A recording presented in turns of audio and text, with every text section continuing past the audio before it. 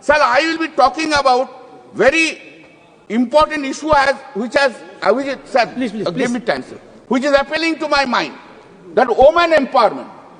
Women empowerment. Sir, the crystal of the women empowerment depends upon economic independence and financial independence. If the economic independence and financial independence of the woman is not there, there cannot be any woman empowerment. What we have to do?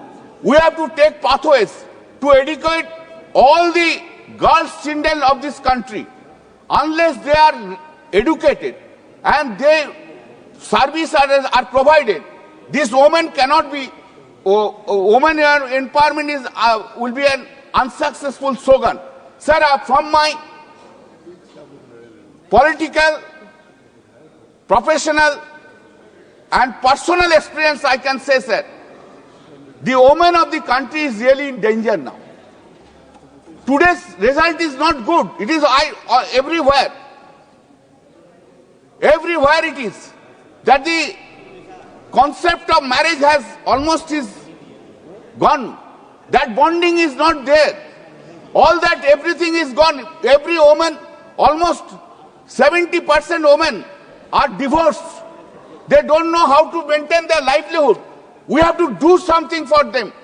This is there should be an effort by everyone.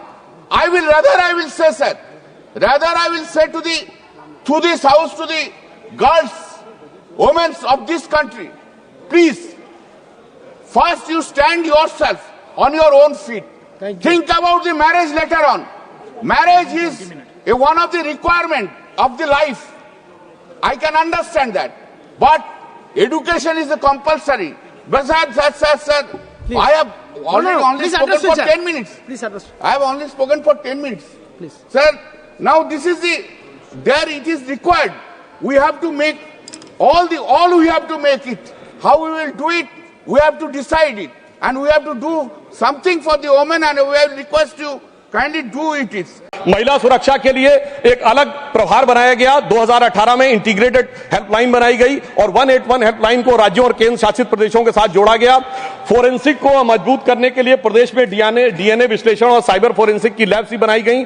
Modernisation करने के लिए 80 करोड़ की एक अलग मंजूरी दी गई। Forensic ecosystem को बेहतर बनाने के लिए 7 नई फोरेंसिक प्रयोगशालाएं बनाने की बात हुई, और जिसमें यूपी, बिहार, उड़ीसा, राजस्थान, छत्तीसगढ़, तमिलनाडु और केरल में, और इसके अतिरिक्त पुणे, गुवाहाटी, भोपाल और कोलकाता की लैब्स को और इंप्रूव करने का कार्य किया गया।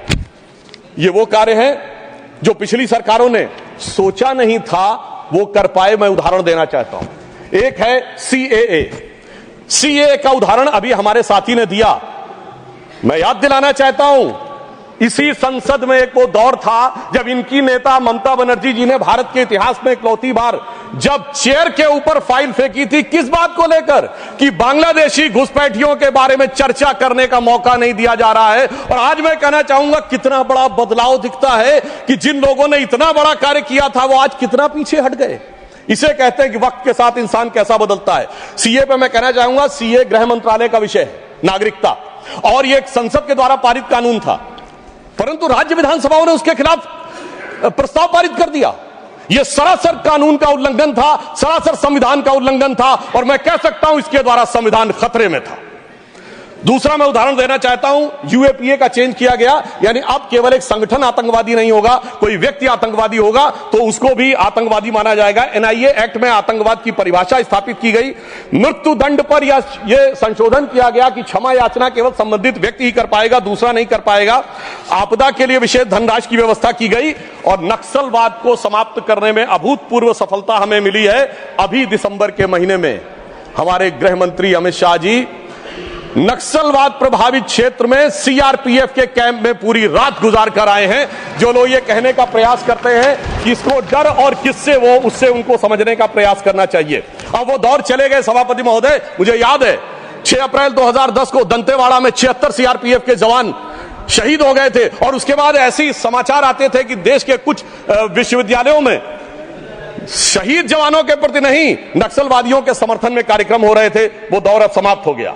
अब तीसरी श्रेणी में बताना चाहता हूं, वो काम आते हैं, किए हैं गृह मंत्रालय ने, जो पिछली सरकारें कहती रही कि ये नहीं हो सकता, नहीं हो सकता, वो करके दिखाया। धारा 35A, धारा 370।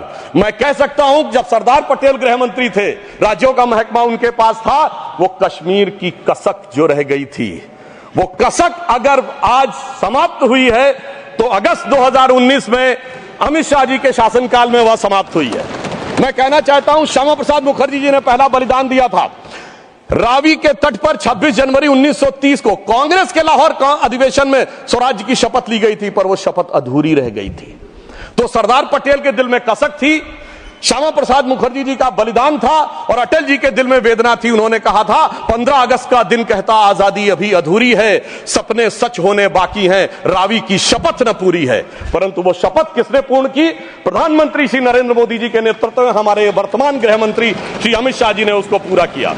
और इसी के साथ मैं एक पंक्ति में कहना चाहूंगा, इतना बड़ा परिवर्तन भारत के इतिहास में आया कि अपनी सरकार की तरफ से और प्रधानमंत्री जी की तरफ से कि दर्द की रात गई, गम के जमाने भी गए और मोदी जी के हिम्मत से कई दाग पुराने भी गए।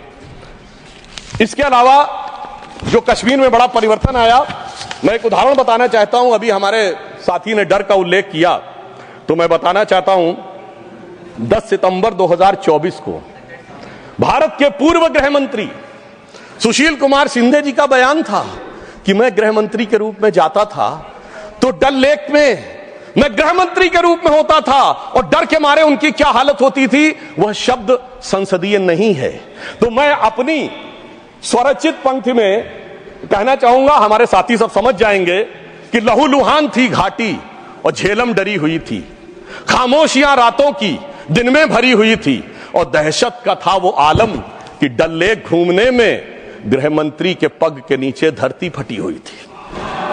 और आप समझिए आज हमारी स्थिति यह है कि हमारे गृह मंत्री वो हैं जिनको देखकर आतंकवादियों की छाती फटने लगती है और आतंकवाद के समर्थन करने वालों के छाती में दर्द होने लगता है। सभापति जी, मैं कहना चाहता हूं उनकी सरकार और हमारी सरकार में अंतर था जो भारत की परंपरा में है।